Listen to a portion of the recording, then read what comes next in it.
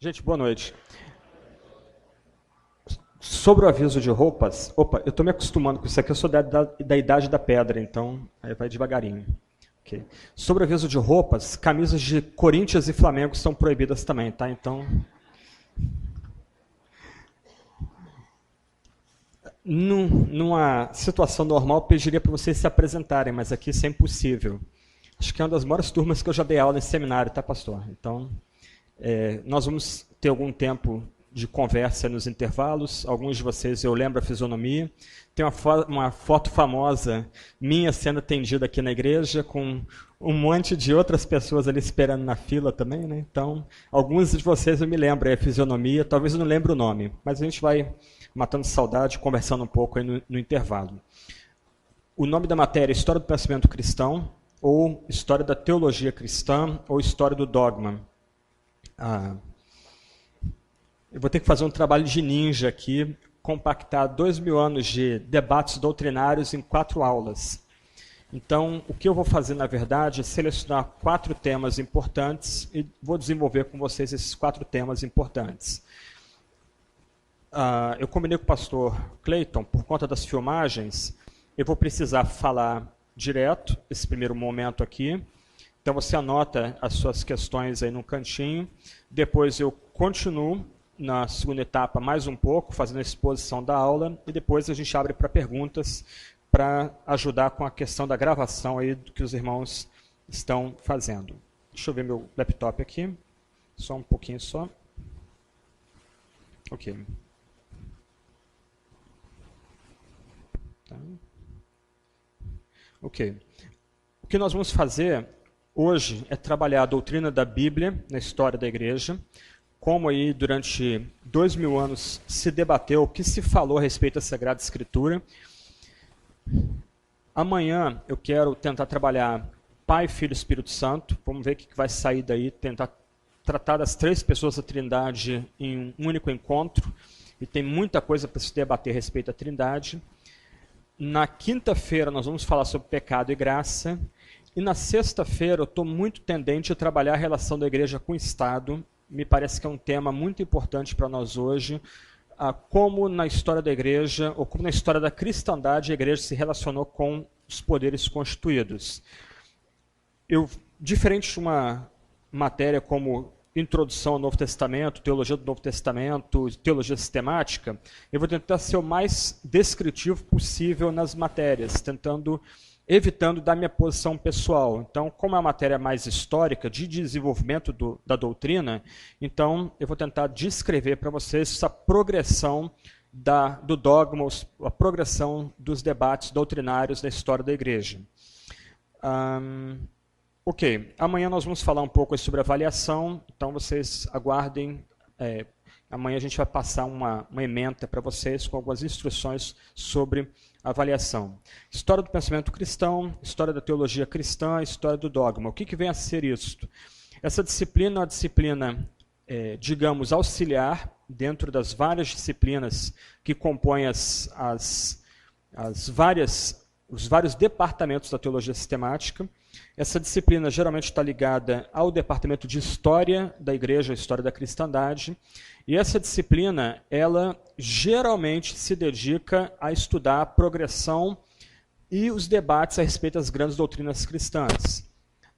Então, daí, História do Pensamento Cristão, ou História do Desenvolvimento do Pensamento Cristão, História da Teologia Cristã, isto é, como a teologia veio a se desenvolver, a teologia distintamente ou claramente cristã se desenvolveu, e História do Dogma. Dogma é uma palavra técnica, geralmente ela é mais empregada em ambientes luteranos, e ela é uma palavra correlata à doutrina. A ideia que vem da palavra dogma, a palavra acabou tendo uma conotação negativa. Fulano é dogmático, isto é, fulano é estreito, fulano não abre para diálogo.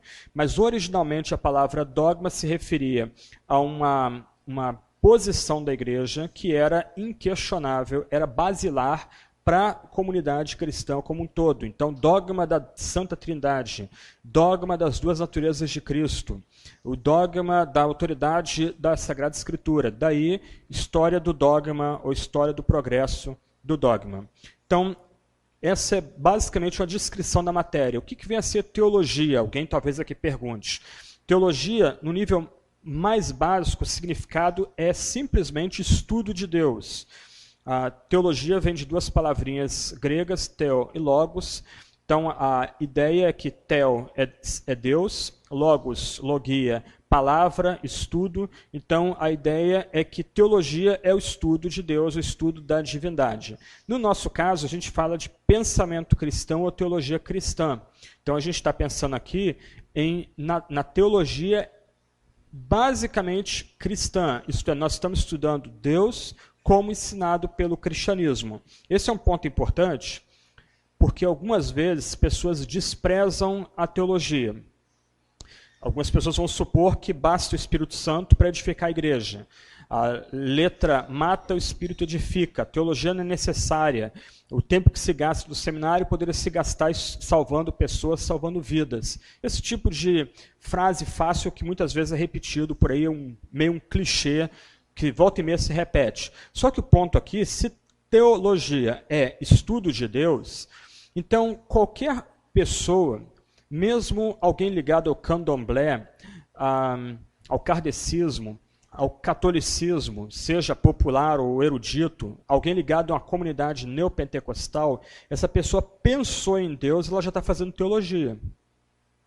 Não tem como correr. A pessoa começou a matutar quem é que criou o mundo, está fazendo teologia. Então a pergunta aqui não é quem é teólogo e quem não é teólogo. A pergunta aqui é quem é um bom teólogo e quem é um mau teólogo, afinal.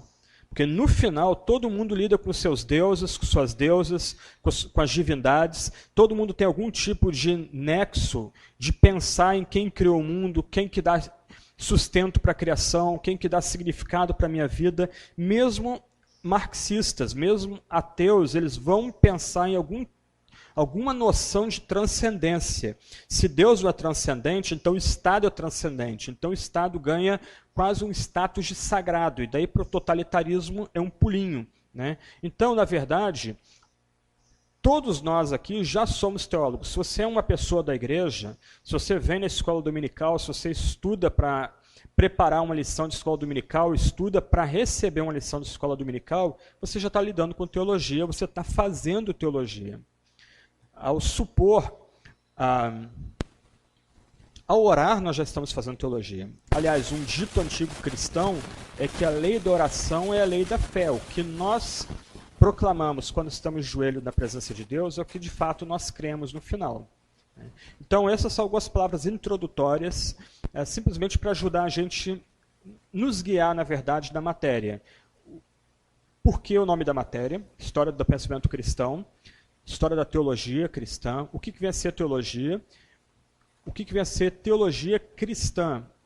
Quer dizer, nós pensamos em Deus, nós queremos refletir em quem é Deus, como resposta à palavra dele. Então, na verdade, o teólogo cristão, ou a teologia cristã, é a resposta humana ao que Deus já falou na Sagrada Escritura. Então, a teologia cristã é uma reflexão dentro dos limites, dentro das fronteiras da Sagrada Escritura, que é o berço do cristianismo, que é o que dá origem e sustento para a igreja evangélica ou, para ser redundante, a igreja cristã. Então, quando a gente fala de teologia cristã, a gente já limita o alvo do nosso estudo. Isto é, nós queremos pensar em Deus, mas em Deus como revelado por meio da fé cristã, ou na fé cristã, ou no livro máximo da fé cristã, que é a Sagrada Escritura. Então, história da teologia cristã, história. A ideia aqui, então, é tentar investigar como, em 2000 anos de história da igreja, a igreja nasce lá no Pentecostes, alguns amigos meus presbiterianos diriam que ela nasce lá no Éden, em Adão e Eva, eles seriam a primeira família, a primeira igreja também, ok?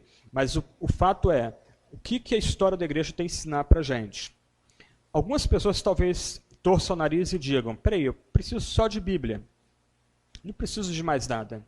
Deus me fala na Bíblia, eu não preciso de outras fontes.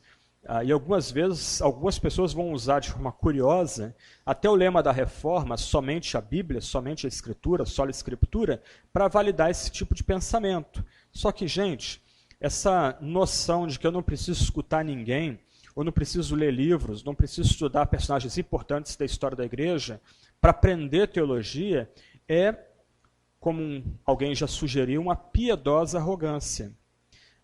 Parece muito piedosa a princípio. Deus me fala na Bíblia. Deus fala ao meu coração. Não preciso ficar me matando aí, lendo, devorando um monte de livros.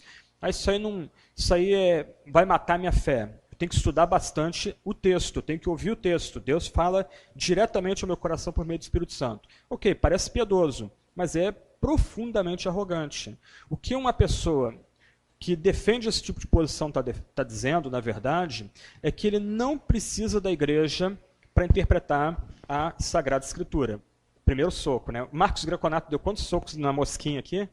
Eu já acabei de dar o primeiro aqui, então. Então, nota, o que a pessoa está dizendo é o seguinte: eu não preciso ouvir a igreja. Eu não preciso escutar a igreja. Isso é arrogância. 2 pontos aqui para a gente pensar, 2 textos bíblicos. Primeiro, a Bíblia manda nos honrar nossos pais. E o mandamento aí é extensivo não apenas aos nossos pais naturais, mas aos nossos pais espirituais. Então nós devemos honrar aqueles que nutriram a fé na gente. A gente tem que escutar aqueles que abriram caminho para a gente, que nos levaram ao Evangelho. Do outro lado, na segunda epístola de Pedro, o apóstolo vai dizer que nenhuma escritura é de particular interpretação. Isso é muito importante. É um texto que tem que chamar a atenção da gente. Um dos últimos textos a serem escritos no Novo Testamento, inclusive. Nenhuma escritura de particular interpretação. Ainda que tenha sido o Espírito de Deus que moveu os homens a escrever a Escritura, e a palavra ali mover é muito forte, é a mesma palavra empregada, por exemplo, em Atos, para falar do vento movendo o barco, onde Paulo está e que vai naufragar na ilha de Chipre. Malta, obrigado. Exatamente, na ilha de Malta, mesma palavrinha ali empregada.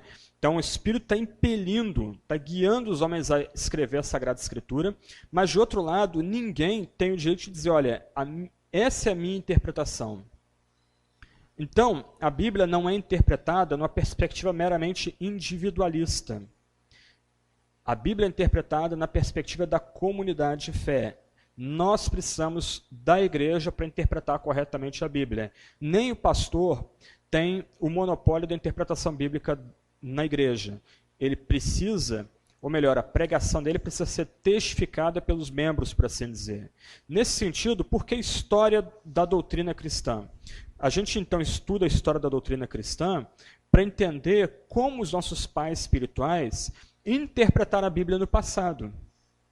O que a gente quer aprender, ou o que a gente quer investigar, o que a gente pode aprender deles lá atrás para interpretar a Bíblia corretamente hoje em nosso tempo. Por isso, eu estou destacando alguns temas que, pelo menos na minha opinião, são temas importantes para nós hoje. Escritura, Deus, pecado e graça e a relação da igreja com o Estado ou com os poderes constituídos. Isto é, o que a gente vai fazer essa semana é tentar investigar como irmãos e irmãs nossos, em 2000 anos de história, eles interpretaram essas doutrinas, eles carregaram de significado essas doutrinas, e o que a gente pode aprender deles para reafirmarmos e proclamarmos a fé cristã hoje. Okay? Uma outra vantagem, ou um outro benefício do estudo da história da igreja é o seguinte: muitas vezes, uma nova doutrina não é nada mais, nada menos do que uma velha heresia. Especialmente amanhã, a gente vai ver isso falando um pouco a respeito da pessoa, do ser de Deus. Muitas vezes, doutrinas novas que aparecem na televisão, entre pregadores populares, principalmente ligados à teologia da prosperidade, o ensino da prosperidade, eles nada mais nada menos são heresias muito antigas, já refutadas, se bobear, há mais de 1.700 anos passados. Então, o estudo da história do pensamento cristão, o estudo da história da igreja, ou da história da teologia, nos ajuda a evitar equívocos antigos. Ele se torna, assim, por assim dizer, um mapa para nos guiar a não cair em ribanceiras, não cair numa caverna da qual não há saída, não se atolar num pântano de desespero e por aí vai. Então, outro benefício importante da gente, ou para a gente, dessa disciplina, é a gente ver aonde a gente pode pisar, onde é campo seguro e onde a gente deve evitar passar por ali. Então, essas são algumas palavras introdutórias antes de nós entrarmos, propriamente dito, na disciplina. Eu vou ler só um texto bíblico, só para balizar o que nós estamos fazendo aqui. Então, cada noite a gente abre com um texto bíblico como a baliza do nosso encontro. 2 Timóteo capítulo 2, versos 14 até 17. Todos abriram aí? 2 Timóteo 3, 14 até 17.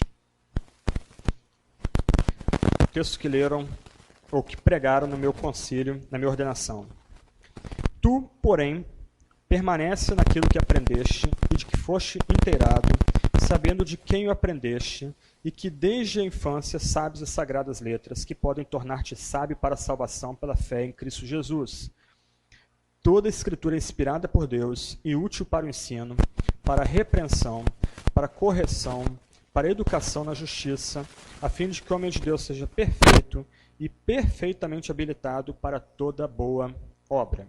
Ok, vamos trabalhar então o tema da Sagrada Escritura. Pensando na história da igreja a partir da morte dos apóstolos, mais ou menos aí 90, 110 depois de Cristo, desde cedo, aqueles que vieram depois dos apóstolos honraram o texto bíblico. Pais da igreja como Policarpo, Justino, Irineu, Tertuliano, vocês vão ver esses nomes depois no segundo semestre com Marcos Graconato, homens muito famosos e muito importantes para o pensamento cristão, para a formulação do pensamento cristão, logo no começo, gente que servia Turquia, Grécia, Tunísia, Argélia, países aí importantes aí naquela região do Mediterrâneo, todos eles citaram grande parte dos textos do Novo Testamento, e as citações deles, além de serem extremamente respeitosas, apontavam para o fato que já no começo da história da igreja cristã, havia-se a crença de que a Bíblia não apenas era totalmente inspirada, no sentido de que Deus soprou não só as palavras, mas as ideias do texto bíblico, mas também que ela era a autoridade e a base da própria igreja. Então, nesse período formativo, onde não se havia ainda um cânon formado, havia-se a ênfase muito forte por parte daqueles que substituíram os apóstolos, que continuaram substituindo os apóstolos e honrando a mensagem apostólica, de enfatizar essa autoridade suprema da Escritura na comunidade cristã. Só que rapidamente a igreja se viu lutando com heresias dentro da igreja e fora da igreja. Por exemplo, dentro da igreja, ela enfrentou dois problemas sérios, que é o marcionismo e o montanismo. O marcionismo fez uma seleção de textos bíblicos que lhe interessavam. Havia um elemento muito forte antissemita, de rejeição ao judaísmo no marcionismo. Marcionismo porque o líder do movimento era um homem chamado Márcio, ou Marcion. Isso é em torno de 150 depois de Cristo. Ele era filho de um bispo cristão, mas ele rompeu com o cristianismo, ainda que se percebesse como cristão. Então o que ele começou a fazer foi uma seleção do que lhe interessava. Por exemplo, dos evangelhos ele ficou só com Lucas. E retirou de Lucas todas as menções positivas aos judeus. Ele retirou de Lucas todas as menções à ressurreição corporal de nosso Salvador. Das 3 epístolas de Paulo, ele retirou 1 Timóteo, 2 Timóteo, Tito, e fez uma seleção do que lhe interessava, expurgando, por assim dizer, as epístolas paulinas daquilo que era claramente judeu. Ele rejeitou os outros escritos do Novo Testamento. Qual era o ponto desse homem? O ponto desse homem é que há uma ruptura entre lei e graça. A lei e a graça são incompatíveis, posto que a lei trata de um Deus mau, um Deus irado, que é o Deus do Antigo Testamento, e o Novo Testamento trata de graça e misericórdia, de um Deus bom e que se revela em Jesus Cristo no Novo Testamento. Esse foi um problema que a igreja enfrentou logo cedo. Mas eu preciso chamar a sua atenção para o seguinte. Você precisa notar agora que a igreja não está formando cânon por causa de Marcion. O que Marcion está fazendo é algum tipo de seleção de documentos que são no nosso Novo Testamento atual, que já eram empregados na igreja cristã. Daqui a pouco eu vou mostrar um quadro para vocês que vai ajudar um pouquinho. Tá? Mas os documentos que nós temos hoje em mãos, Novo Testamento, 27 livros, já circulavam na igreja cristã. O que Marcion faz é uma edição do Novo Testamento, segundo seus próprios pré-compreensões ou pressupostos doutrinários e teológicos. Okay? Ele era um pregador da graça, mas uma graça sem comprometimento algum com a santificação e com a lei. Por quê? Porque ele fez uma cisão entre o Antigo e o Novo Testamento, priorizando o Novo Testamento em detrimento do Antigo Testamento e enfatizando o que a gente chamaria de cânon dentro do cânon. Okay? Especialmente por uma ótica antijudaica. Um outro movimento importante dessa época é o montanismo. O montanismo começou na Turquia, mais ou menos 220 depois de Cristo, liderado por um homem chamado Montano e duas outras mulheres. E o que eles diziam é que agora, por meio de Montano e dessas duas profetisas, o Espírito Santo estava inaugurando a nova etapa na história da redenção. O Antigo Testamento é a revelação do Pai, o Novo Testamento é a revelação do Filho, e agora em Montanos é a era do Espírito Santo. Havia uma ênfase escatológica nervosa e muito presente nesse movimento. A ideia é que Cristo está para voltar imediatamente, estava às portas, só faltava cantar "O Rei está voltando", né? Aquele hino famoso que nossos pais cantavam muito tempo atrás, mas que Cristo voltaria também na Turquia, onde Montano e as duas profetisas estavam implantando esse movimento, um movimento extremamente rigorista. Nota, é um contraponto em alguma medida ao marcionismo, que enquanto o marcionismo não privilegiava a lei, o montanismo vai privilegiar o rigor, o ascetismo, a rejeição do mundo, a rejeição da criação. Okay? Só que um ponto aqui é que o marcionismo rejeitava a escritura e rejeitava a hierarquia da igreja, especialmente centrada nos bispos. A ideia é que o Espírito Santo fala à igreja de forma imediata e não a partir da letra, não a partir da Sagrada Escritura. Deus continua falando à igreja e falando de forma imediata pela boca desse profeta e das duas profetisas. De um lado, se a igreja foi muito rápida em rejeitar o marcionismo, a heresia de Marcion, do outro lado, a igreja foi um pouco mais cautelosa com o montanismo, porque havia uma ênfase basicamente ortodoxa. Eles criam na Trindade, eles criam na igreja, só que do outro lado, o que deixava muito desconfiada a grande igreja, por assim dizer, era essa ênfase em colocar o Espírito Santo contra a Escritura e o Espírito Santo contra a estrutura da igreja visível. Esses são dois movimentos, também chamados movimentos reformistas, entre aspas, que abalaram e colocaram a igreja em xeque nessa época, especialmente no campo da Sagrada Escritura. Um outro problema muito mais complicado veio de fora. Eu vou tentar unir as pontas já, aí talvez fique um pouco mais claro para alguns de vocês aí. O outro movimento é um movimento chamado gnosticismo, um movimento basicamente sincretista, já explico o que é isso, que literalmente assolou a história da igreja. Lembra que eu falei que o montanismo questionava os bispos? Segure isso aí na memória que eu já vou voltar a esse ponto aí. Isso tem a ver com é o meu gancho para falar dos gnósticos. Por que gnósticos? Porque, por causa da palavra grega gnose, iluminação, um conhecimento. Os gnósticos, eles falavam que o evangelho era importante, a Bíblia era importante, a igreja era importante, mas havia uma tradição oral tão ou mais importante do que a Sagrada Escritura, que foi passada de boca em boca e revelada apenas em segredo para aqueles espirituais dentro da igreja. Por que movimento sincrético? Porque esse movimento gnóstico, ele usava a linguagem cristã, mas com significado muitas vezes em oposição ao cristianismo. O significado era muito mais determinado pelas ficções, pelas fantasias religiosas desse grupo, do que pela própria Bíblia. Então, por exemplo, o gnosticismo afirmava a mesma distinção entre Antigo e Novo Testamento que Márcio afirmava. Alguns autores, inclusive, vão dizer que Márcio, na verdade, não é um movimento reformista, mas um movimento herético. Tá?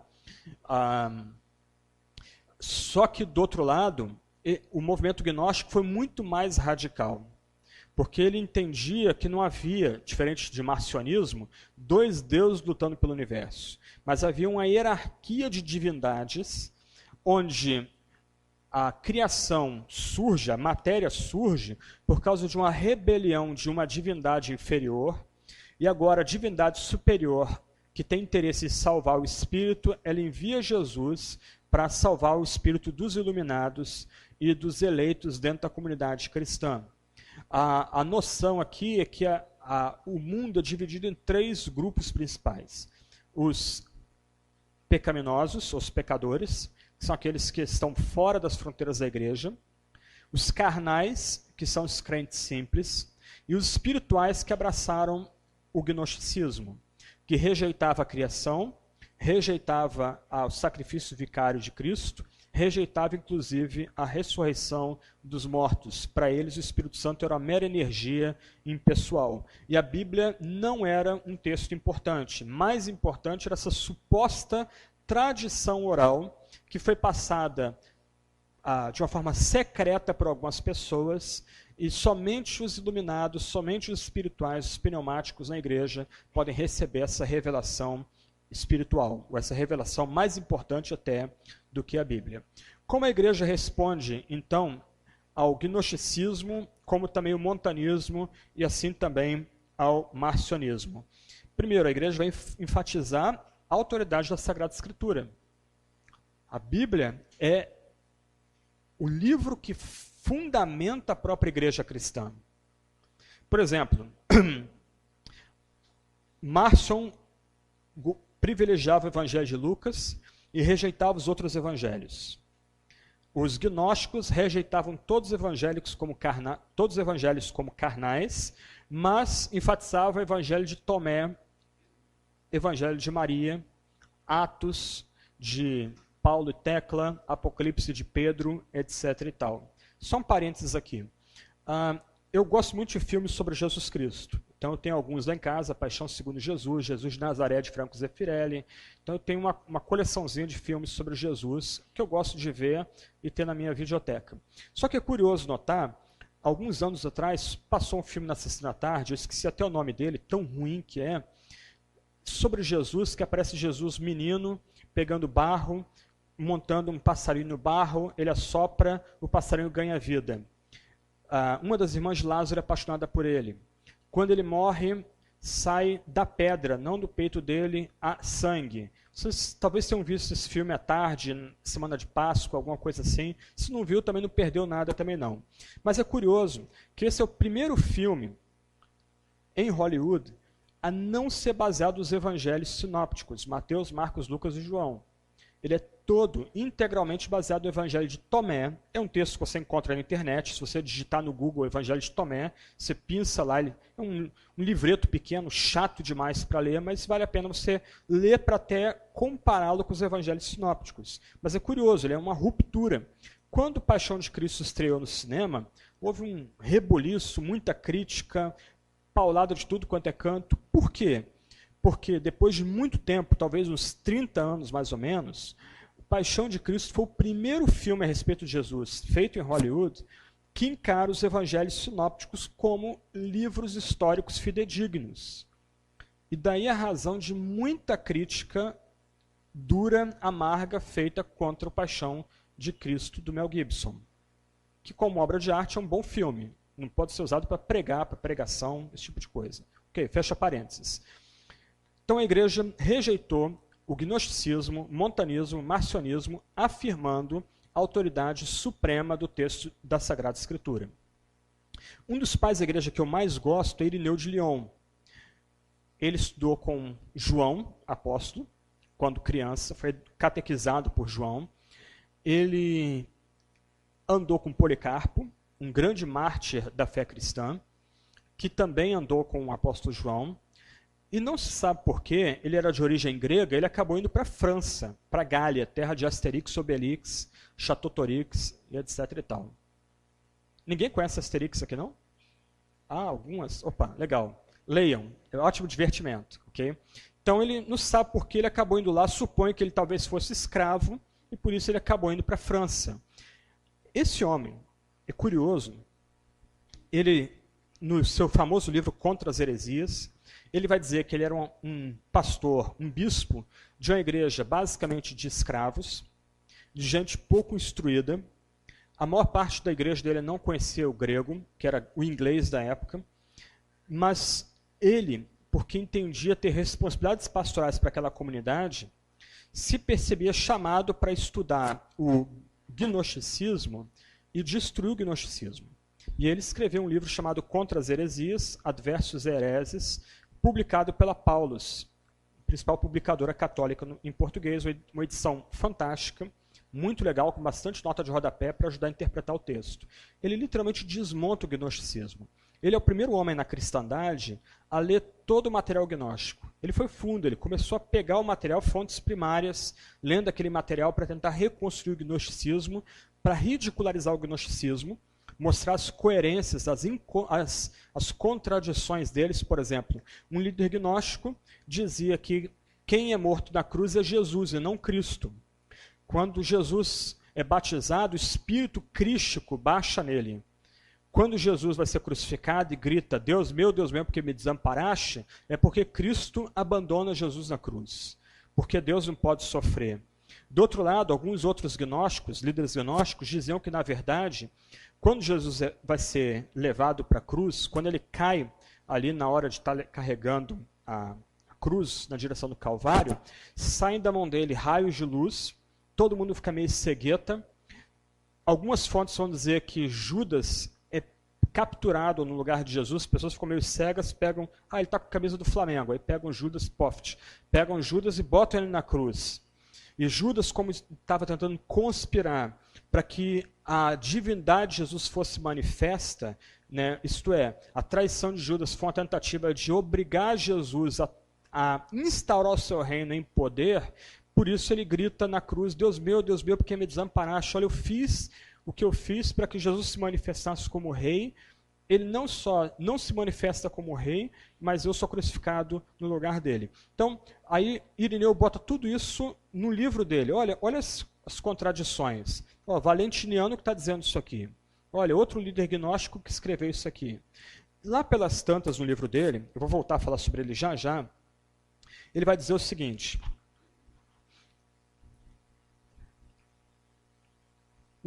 nós, na verdade, não temos 4 evangelhos. Nós temos, na verdade, um evangelho quádruplo. A frase que ele usa, a palavra, desculpa, que ele usa no grego é tetrangelion. Um evangelho quádruplo. Um único evangelho quádruplo. Aí ele vai brincar da seguinte forma. Ele diz o seguinte: o que os gnósticos fazem é pegar esse mosaico lindo que nós temos. Lembra do mosaico? Um monte de pedrinhas, você tem uma imagem bonita ali, bem trabalhada. E eles vão excluir algumas pedras, vão jogar algumas pedras fora, vão embaralhar outras pedras, e em vez de você ver a face do rei, você vê a face da raposa. Qual o ponto dele? O ponto é que Deus deu à igreja 4 evangelhos. E nós só conhecemos Cristo por meio de 4 evangelhos, pela apreciação dos 4 evangelhos. Então, as aparentes contradições dos evangelhos são importantes, porque se houvesse um complô entre os autores do Novo Testamento, os evangelistas do Novo Testamento, não haveria aparentes contradições, agora aparentes arestas, que são explicadas na medida que a gente entende que os evangelhos não são biografia, são textos teológicos. Mateus quer argumentar a respeito da messianidade de Jesus para os judeus. Marcos é a pregação de Pedro para romanos, pessoas que pensam de forma concreta e não abstrata. Lucas é escrito para gregos com mentalidade histórica, daí o detalhe dele, olha, no ano de Augusto, no ano de Tibério, sendo Pôncio Pilatos, sendo Herodes, corte Augusta, etc. e tal. Os detalhes históricos comunicam data, comunicam terra, literal, no sentido literal, alguma coisa está ancorada na nossa história, o nosso chão é palpável. João é mais filosófico, alguém já brincou, acho que foi Augusto Nicodemos, não me lembro, que o Evangelho de João é João capítulo 1, verso 1 ao verso 18, tudo mais é nota de rodapé. E como aquilo ali é denso, no princípio era o verbo estava com Deus, o verbo era Deus, e tudo foi feito por meio do verbo, e o verbo tabernaculou entre nós. Isso é denso demais. A gente vai falar um pouco sobre esse texto amanhã, falando um pouco sobre Trindade, Pai, Filho e Espírito Santo.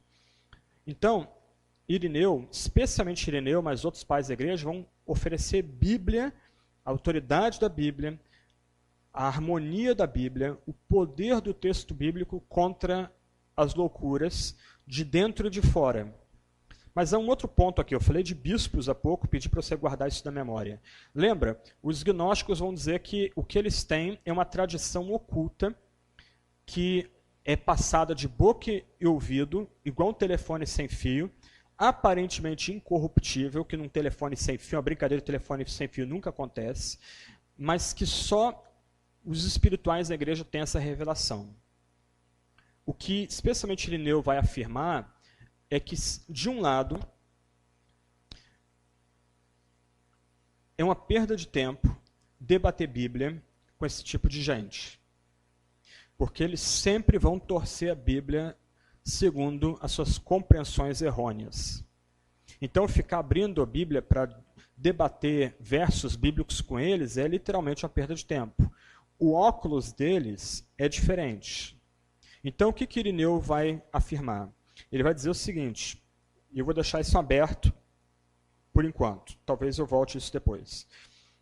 A verdade é revelada na igreja pela Escritura, e a verdade da igreja é preservada numa tradição pública, que toda pessoa tem acesso, rico, pobre, homem, mulher, adulto, criança, adolescente, ancião, escravo, livre. É uma tradição pública, aberta para todas as pessoas, preservada pelos bispos. E daí o montanismo ser rejeitado. Porque a noção aqui, isso vai gerar um probleminha na Idade Média depois, é que como eu argumento que a minha igreja é uma igreja cristã de verdade, diante da loucura dos gnósticos? De um lado, a Bíblia é preservada na minha comunidade. De outro lado, nós temos uma tradição que é a mesma tradição ensinada pelos apóstolos, e isso é público e notório.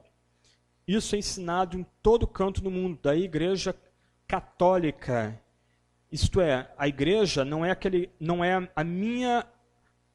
se resume apenas ao grupo que se reúne na minha casa. E a gente está falando de igrejas em casa nesse momento da história.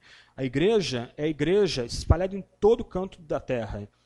A igreja que se reúne na França, na Inglaterra, nas fronteiras do Reno, no interior do Egito, do deserto egípcio, na Argélia, na Tunísia, no Marrocos, na Síria, na Judéia, na Turquia, na Espanha, na fronteira com Portugal. Essa é a igreja.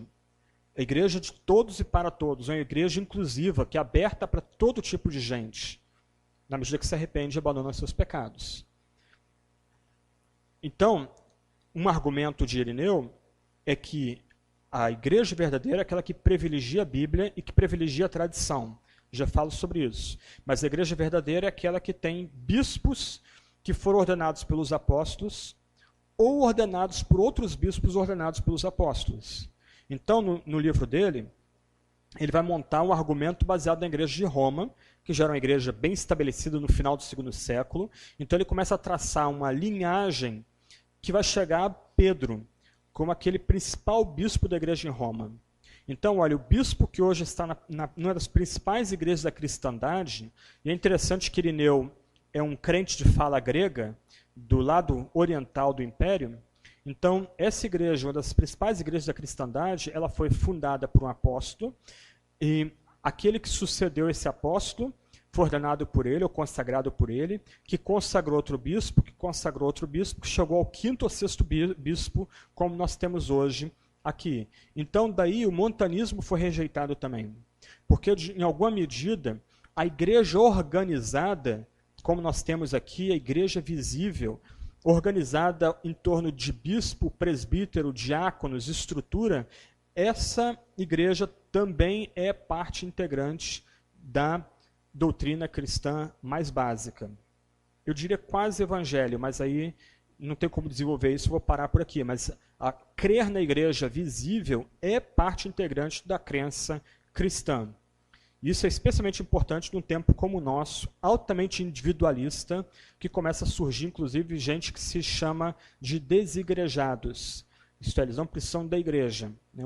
Um papo na cafeteria, uma conversa espiritual sobre um filme, já é celebração para eles, eles já têm ali comunhão cristã, eles não precisam de pregação, de sacramento, de disciplina mais. Okay? Mas aí tem um terceiro argumento. O primeiro argumento é Bíblia, o segundo argumento é o bispo, e o terceiro argumento é a tradição, que eu já falei há pouco. A ideia aqui de Irineu, e vai ser desenvolvida mais por um bispo, um professor africano chamado Tertuliano, é que não adianta debater Bíblia com os hereges, porque eles sempre vão torcer a Bíblia. E se você já participou de algum debate desse, você já viu que, já experimentou que ele é desgastante e muitas vezes uma perda de tempo. Você abre o texto bíblico, o texto diz isso. Aí o camarada, em vez de pegar o texto que você está dando para ele e tentar fazer uma exegese diferente, ele vai para outro texto bíblico como se a Bíblia se contradizesse. Ah, mas esse outro texto diz isso. Aí você fica, mas espera aí, e o cara se acha vencedor. Ok, tá bom. Vocês entenderam o ponto aí. A questão de Irineu é o seguinte, há um resumo de fé, há um resumo da crença cristã, que por assim emerge da Bíblia, que é inegociável. E é sobre essa tradição oral que deve ser debatida com os hereges. Por quê? Qual é o ponto aqui? O herege quer ser chamado de cristão. Chama um kardecista, diz que um kardecista não é cristão, você vai ver o que acontece. Ele quer se perceber como um cristão. Um pregador da teologia da prosperidade, ele se percebe como cristão. Esses pregadores de televisão que ficam vendendo milagres, eles querem se perceber como cristãos. Como vou debater com eles? Não adianta debater Bíblia, porque ele vai procurar algum texto bíblico que valide a posição deles. O ponto para Irineu, especialmente para Irineu, mas para Tertuliano, é que essa tradição oral é o ponto que marca a fronteira entre ortodoxia e heresia. Então, para eles, a tradição oral é resumida naquilo que vai ser chamado depois de o credo dos apóstolos. Creio em Deus o Pai, Todo-Poderoso, Criador dos céus e da terra, em seu Filho Jesus Cristo, nascido da Virgem, padeceu sob Pôncio Pilatos, etc, etc. Creio no Espírito Santo, na Santa Igreja Cristã, na remissão dos pecados, na vida eterna, na ressurreição do corpo, etc, etc. Puxa, mas isso é coisa de católico. Não é não. Depois você vê em casa, você pesquisa, olha o credo com calma e tenta responder essa pergunta. Há alguma cláusula do credo que não seja bíblica? Que não seja claramente bíblica? Ah, tem lá o desceu Hades. O que é isso? algumas versões do credo simplesmente cortavam fora essa expressão descer ao inferno. Cortavam fora. Outros, Calvino reinterpretou essa expressão. Calvino ele entendia que essa expressão significava não que Cristo foi ao inferno literal, como luteranos e católicos criam, ou creem até hoje, mas que Cristo de fato sofreu os tormentos da morte quando ele padeceu na cruz. Isso é um ponto importante, porque outros gnósticos afirmavam que tudo bem, Jesus Cristo morreu no Calvário, ou Jesus Cristo foi levantado no Calvário, mas ele não morreu, ele desmaiou. Quando ele bateu na pedra fria, ele voltou à vida. Então, a ressurreição de Cristo foi a percepção que algumas pessoas tiveram da volta dele, dele ter saído da tumba. Mas Jesus Cristo não morreu, ele não provou a morte. Aí o credo diz, não, Cristo não só padeceu debaixo de Pôncio Pilatos, mas ele morreu e desceu ao mundo dos mortos, que tem sido a tradução mais empregada mais recentemente, para tentar entender essa cláusula do credo. Mas eu estou me alongando e me distendendo um pouco. O ponto importante aqui é que Irineu ofereceu um resumo daquilo que é mais importante do texto bíblico e que é inegociável. Uma outra pergunta que eu faria, como exercício de casa, você ler o credo e perguntar, alguém pode ser cristão negando alguma cláusula do credo?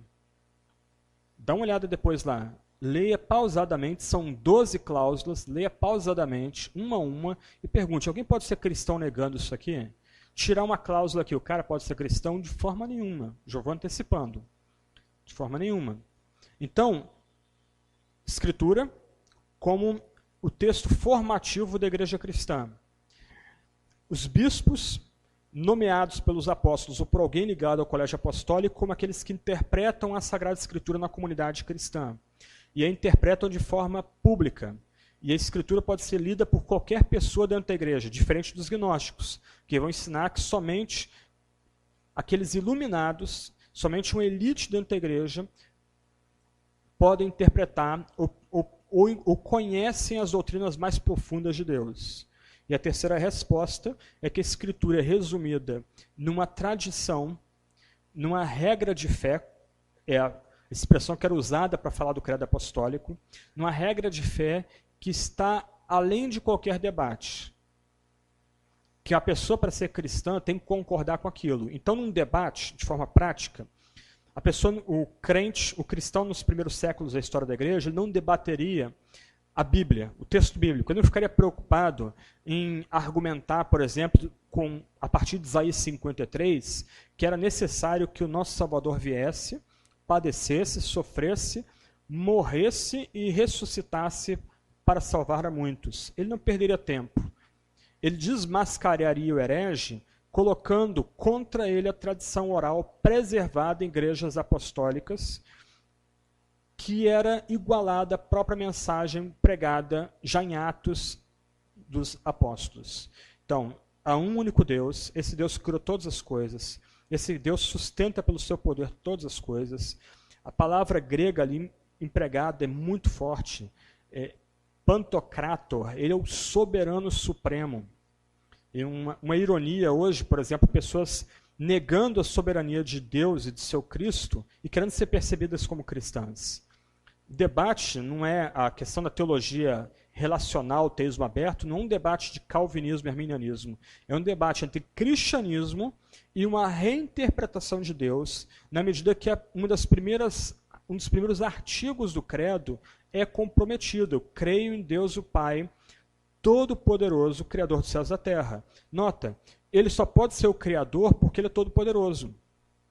Se ele não tem o poder absoluto, totalmente soberano, ele não pode ser o único Criador. Do outro lado, a criação é boa. A criação é valorizada. A arte, a cultura, a amizade, um bom prato de comida, tudo isso tem valor por quê? Porque Deus é o Criador de todas as coisas.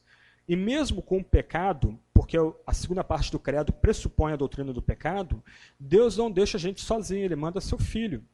E seu filho não só é completamente humano, ou totalmente humano, mas seu filho também é um com o Pai, da mesma essência com o Pai, porque aquilo que não é assumido não pode ser redimido. A gente vai ver isso amanhã.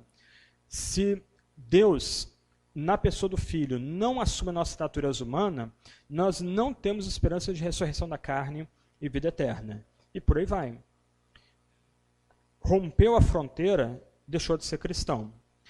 Mudando aqui o argumento. O credo funciona, a gente está na região de praia, ou perto da região de praia, o credo funciona como boia de sinalização para impedir o nosso barco de bater em Recife e ficar encalhado, ou pior, naufragar. Essa tradição oral, ela é essa boia de sinalização para ajudar a igreja a permanecer nos trilhos da mensagem claramente apostólica. A igreja apostólica, então, não é meramente a igreja que consegue provar que o seu bispo tem alguma ligação com os apóstolos originais. Mas a igreja apostólica é aquela que preserva mesmo a mensagem dos apóstolos, que é a mensagem baseada no texto da Sagrada Escritura. Ok? Vou avançar mais um pouquinho, nós temos ainda 20 minutos aqui. Todos os chamados pais da igreja, todos os escritores cristãos que vieram depois, todos eles trabalharam em cima dessas premissas básicas. Por exemplo, deixa eu ler algumas frases aqui importantes de Agostinho. Agostinho talvez seja um dos pensadores cristãos mais importantes da história, um dos maiores filósofos cristãos, talvez um dos maiores filósofos de toda a história.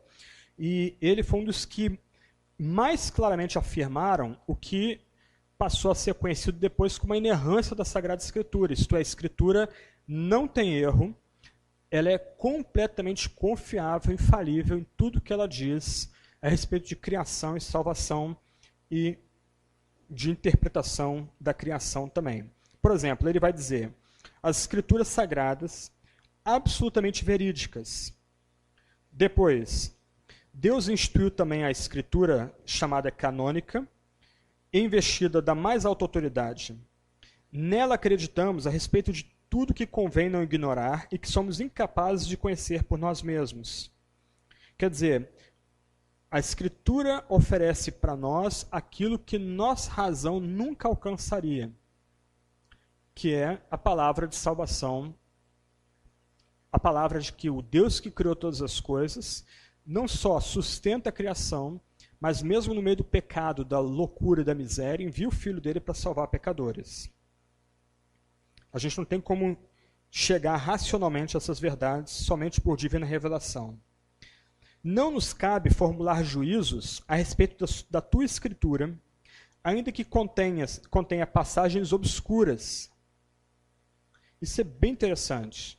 Quer dizer, ainda que a gente não entenda algumas passagens da Bíblia, é ela que julga a gente, não nós que julgamos a Bíblia. O que a gente faz, então, se a gente topa com algum texto bíblico mais difícil, é suspender o julgamento. Olha, eu não tenho luz para interpretar esse texto. Calvino é um mestre nisso. É muito legal você ler os comentários de Calvino, um homem tão brilhante, em tantos aspectos, na época dele, da Renascença, um dos principais eruditos de grego, hebraico e latim, mas em textos difíceis ele diz, olha, eu não sei como interpretar essa passagem, eu vou deixar isso para alguém com mais competência do que eu tratar desse texto no futuro. Ok, e ele vai adiante. Então, Agostinho está dizendo que, ainda que a Escritura tenha textos obscuros, passagens de difícil interpretação, nós não devemos julgar a Escritura, porque a ela submetemos a inteligência e temos como justo e verdadeiro, até mesmo que permanece velado a nossa compreensão. Senhor, por acaso não será verdadeira a tua Escritura, ditada que foi por ti, que és verdadeiro, ou melhor, que és a própria verdade? O argumento aqui é brilhante. Eu tinha dito que eu não usaria quadro, mas aí agora o quadro ajudaria. Mas é só uma piada só com o pastor Clayton. A gente pode pensar em 3 frases curtas, uma abaixo da outra.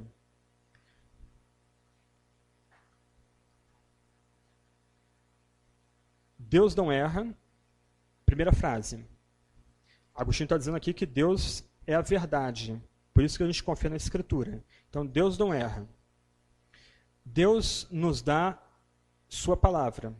Segunda frase, logo embaixo. Logo, sua palavra não erra. Para fugir do argumento aqui, ou você tem que negar que Deus dê sua palavra para nós, e eu vou falar um pouco mais sobre isso no segundo bloco, ou você tem que afirmar que há erro em Deus, Deus não é a verdade, o padrão último e final de verdade, a verdade. Deus não erra, Deus nos deu sua palavra não erra. Ok? Isso a gente chama em filosofia de silogismo lógico. Então você tem que, para negar a conclusão, você tem que comprometer ou a primeira ou a segunda premissa.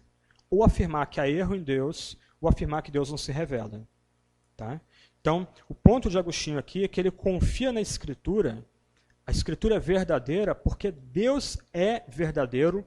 Aliás, como ele diz, Deus é a verdade. Okay?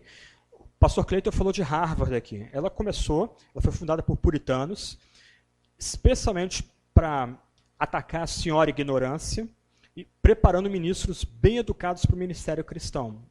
O lema original de Harvard era Christus et Veritas. Cristo é a verdade. Hoje, o lema de Harvard é só Veritas. Logo, ela não é mais universidade. Há mais de 100 anos, 150 anos, ela deixou de ser universidade. No sentido de ter a noção de que a partir do Deus verdadeiro, todo conhecimento é unificado. Todo conhecimento pode ser interpretado à luz da Sagrada Escritura. Hoje, isso se aplica a todas as grandes universidades ali daquela região dos Estados Unidos, a costa leste americana, Princeton, que foi fundada para preparar gente para o ministério, e Yale, onde Jonathan Edwards estudou, foi literalmente a alma mater dele, o lugar onde ele se formou, e tem prédio até hoje em homenagem a ele, tem centro de estudos em homenagem a Edwards, nessa universidade famosíssima na América.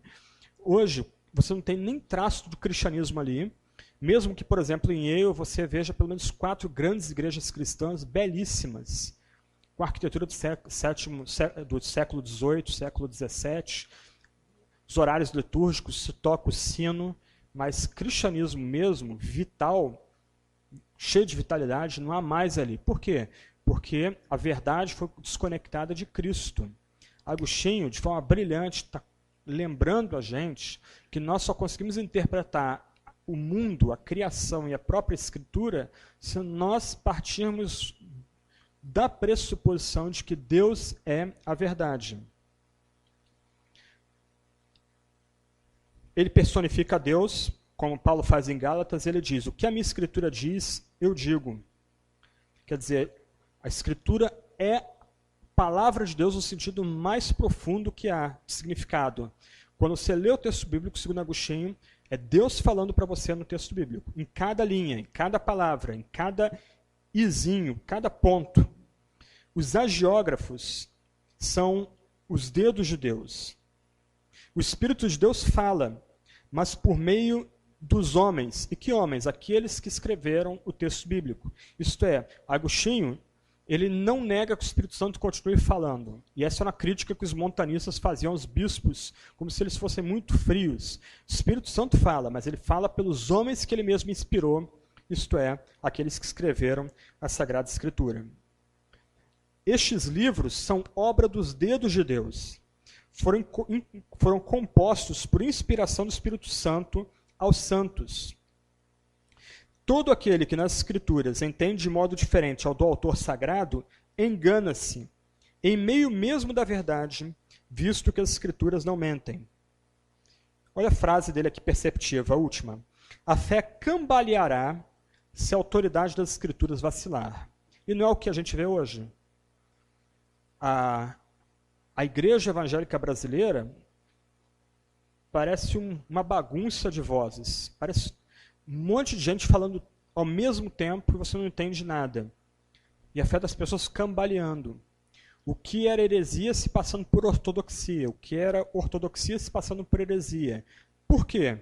Porque como esse grande pai africano escreveu, se a autoridade da Escritura vacila, e a culpa aqui está nos pastores, pregadores, presbíteros, diáconos, bispos, a fé das pessoas vai vacilar também.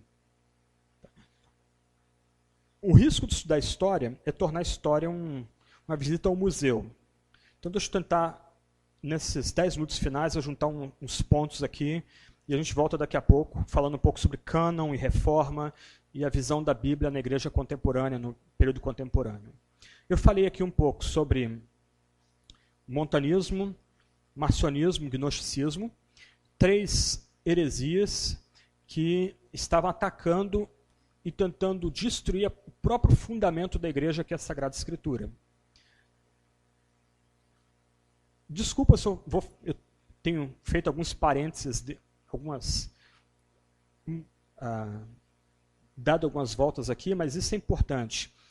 Em Efésios, Paulo vai repetir 3 vezes que a igreja é fundada sobre os profetas e apóstolos.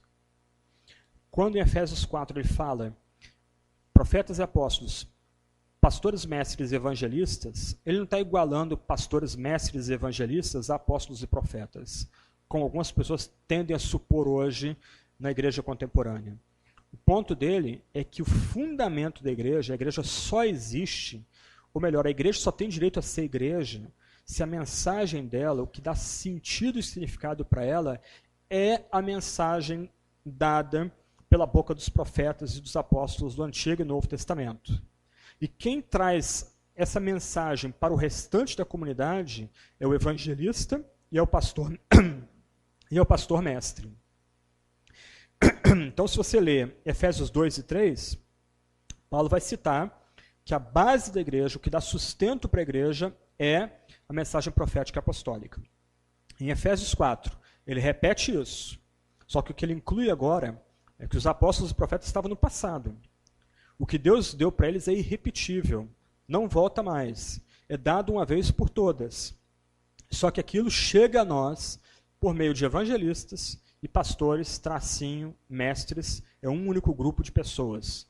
Tá? Não são três grupos, mas é evangelistas de um lado, eles abrem a picada, por assim dizer, preparam o caminho, e depois o pastor mestre solidifica o que o evangelista começou, e ambos, como paralelo de profetas e apóstolos, mediando a Sagrada Escritura, a Santa Palavra para nós hoje. Então a igreja é fundamentada sobre profetas e apóstolos.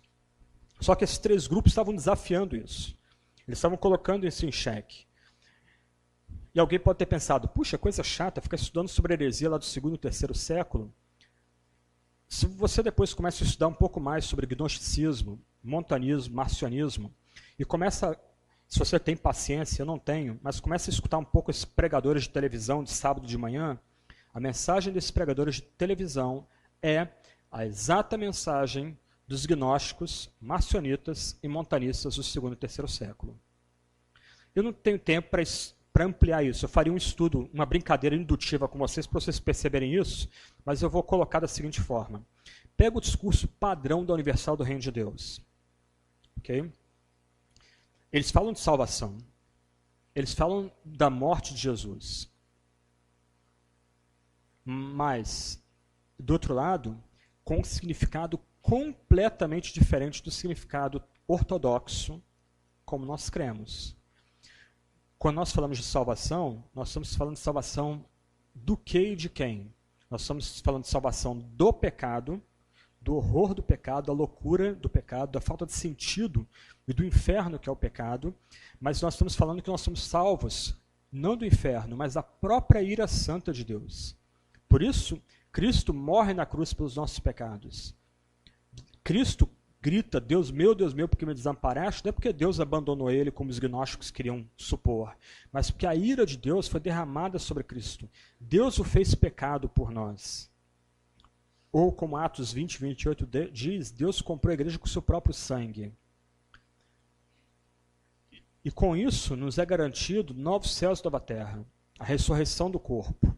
Só que na Universal, essa linguagem foi completamente modificada.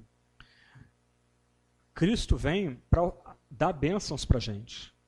Nós somos salvos da nossa mediocridade, da falta de sentido e significado contemporâneo.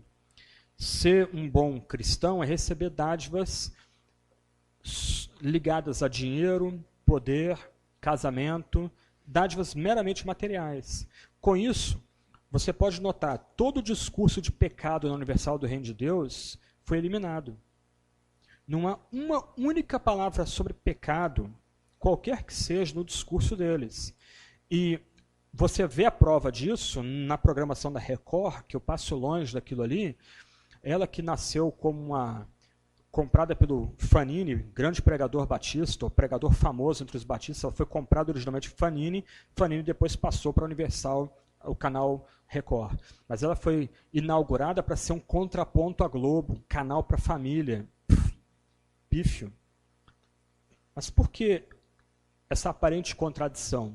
Porque é aparente. Porque a mensagem da salvação foi reinterpretada em categorias não cristãs, a mensagem de pecado foi eliminada e, consequentemente, toda a mensagem de ressurreição do corpo, vida eterna e novos céus também foi eliminada não só na Universal do Reino de Deus, mas nas igrejas contemporâneas ligadas à mensagem da prosperidade. A ideia é que você vai à igreja e vai usar a sua fé para ferir ou para receber bênçãos mundanas, na acepção de terra. Não há nenhuma dimensão mais de vida eterna, novos céus, nova terra, morte, pecado, redenção. Tudo isso foi eliminado. Mas qual é o meu ponto aqui? O meu ponto é que aquelas heresias do 2º e 3º século estão presentes no nosso meio. Presentes até mesmo entre nós aqui. Se você não tem uma visão positiva de arte, se você não usufrui um prato de comida para a glória de Deus, se você tem uma visão equivocada, sexo é alguma coisa suja e desprezível e que não deve ser nem falado dentro do nosso meio, isso é parte da heresia gnóstica também presente no nosso meio, presente em nossas comunidades cristãs. Qual a resposta para isso? Bíblia. Autoridade do texto bíblico. Todo o texto bíblico, de Gênesis a Apocalipse. E mais, nós precisamos reenfatizar aquele ensino que é mais básico à fé cristã, como, por exemplo, o resumir do Credo dos Apóstolos. Como eu não gosto de inventar nada, eu gosto do credo, eu promovo o credo, eu uso o credo, dei aula sobre o credo numa igreja que eu pastorei algum tempo atrás, ou ajudei a pastorear um tempo atrás, eu promovo o credo. Para mim ele é básico, para mim ele é mais do que o suficiente. Se você tem dificuldade com o credo, não tem problema. Reescreva o credo das suas próprias palavras. Foi o que Irineu fez. Ele reescreveu o credo, mas as doutrinas afirmadas do credo estavam todas presentes naquelas frases dele ali. Porque ele entendia que aquilo ali era o elemento mais básico da fé cristã. E que uma pessoa, por mais esperta, persuasiva, carismática que seja, não pode ser reconhecida e chamada de cristã se ela viola essa tradição básica, ou melhor, a tradição daquilo que é mais básico do texto sagrado. Ok? Vamos dar uma paradinha. O pastor tem uma palavra para dar. Depois do intervalo a gente retoma ainda.